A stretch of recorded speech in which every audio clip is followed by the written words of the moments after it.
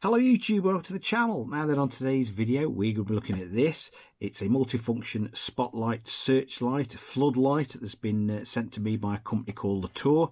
I personally have never heard of them, but I must admit I'm a bit of a sucker for a torch, so I just couldn't turn this down.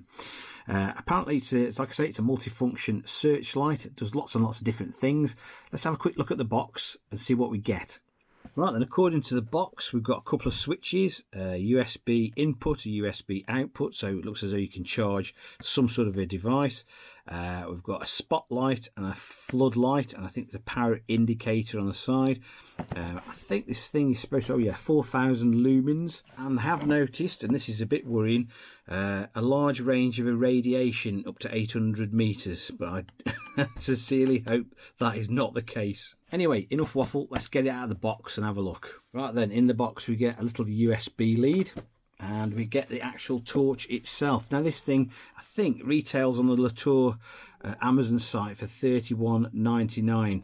I must admit, it does feel quite plasticky for that amount of money. I was expecting something possibly with some rubberized coating here and there, but it does feel a little bit plasticky. It's supposed to be 100% waterproof as well.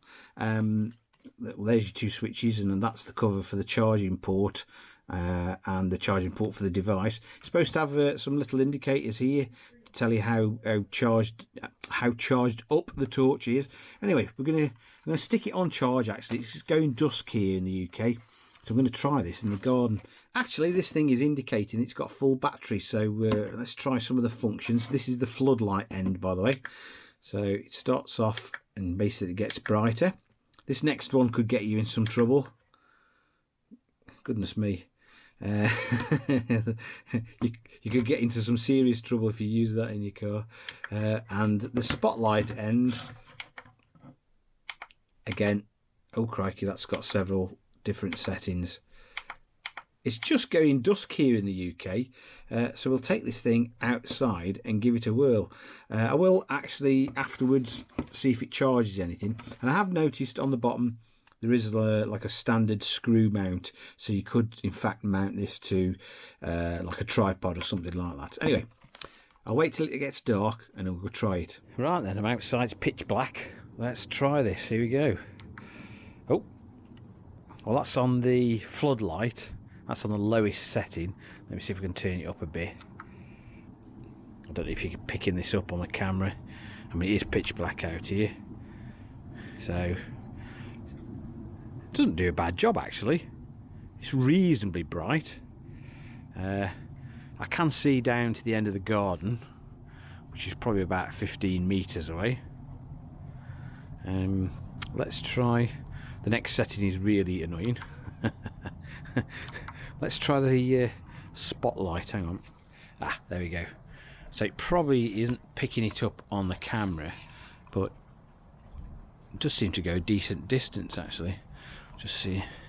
I don't want to shine it in anyone's house though, but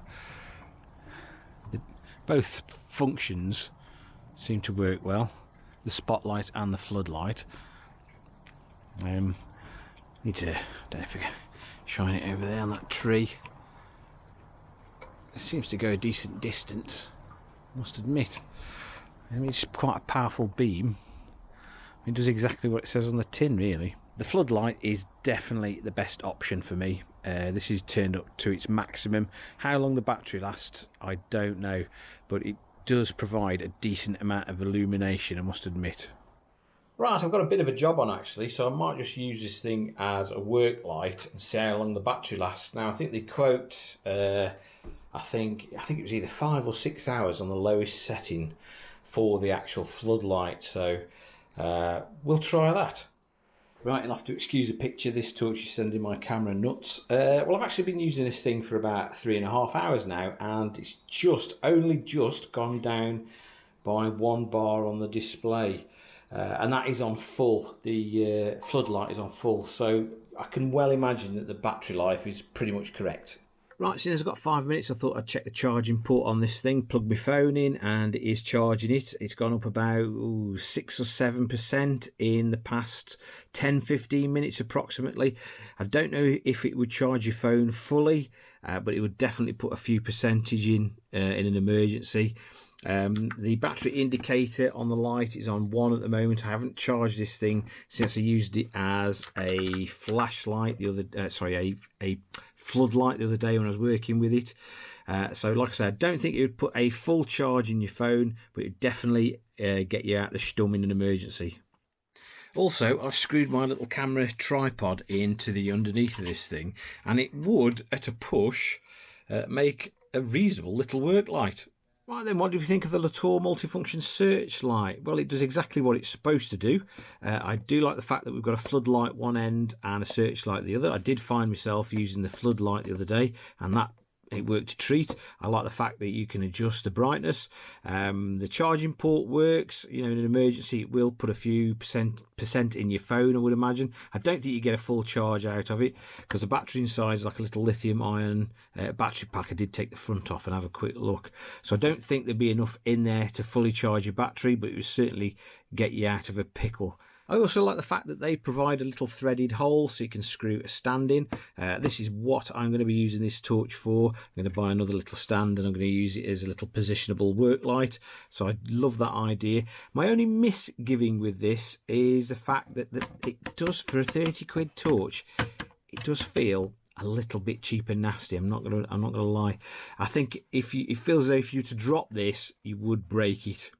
Which is a shame really, because I mean, for an outdoor floodlight, searchlight, for a work light, it certainly would need to be a little bit tougher, I feel. So that's my only misgiving, is the fact that it does feel a little bit cheap. As ever, a big thank you to LeTour for supplying this torch for review. I will, of course, leave a link in the description to where you can go and get it from.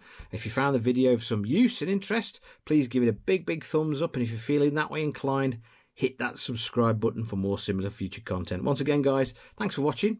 And I'll catch you again very soon. Thank you.